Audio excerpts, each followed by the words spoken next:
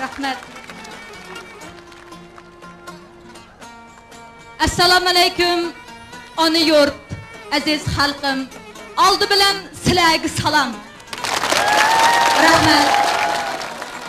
Rahmet. Bugün men bu büyük ana diyarımda sizlar bilan bu meşrep sorunuga daxil bo'lganimdan ko'p xursandman.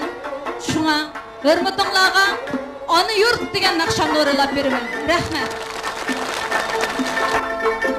Cihanda her kimning bardır vatani, vatanga fidadır jeni hem teni.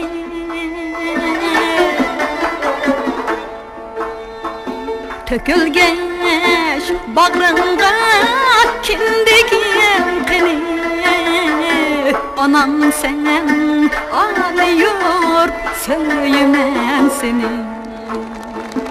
Tökülgeç bağrınga kindigin qini, anam sen ağlıyor söylemem seni.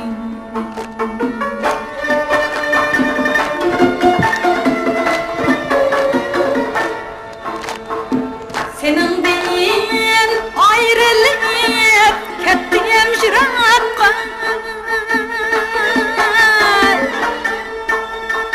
vücudum lıhluli hasret bırakka.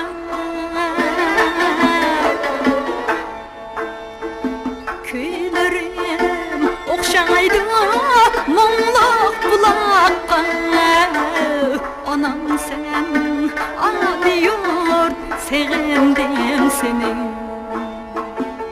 Kuylerim okşaydı mumluk bulakka, anam sen ağlıyor sevdim seni. Seni de gözümden yaşlatamadım,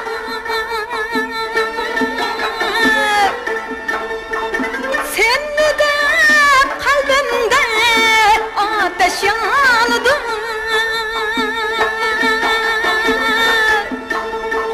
Seni de kalbimde ateş yandı.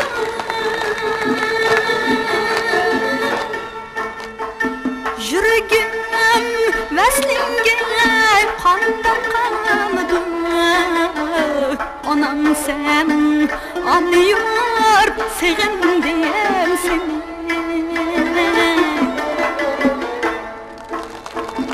Yüreğim veslinge kanda kaldı, anam sen anlıyor söylemem seni.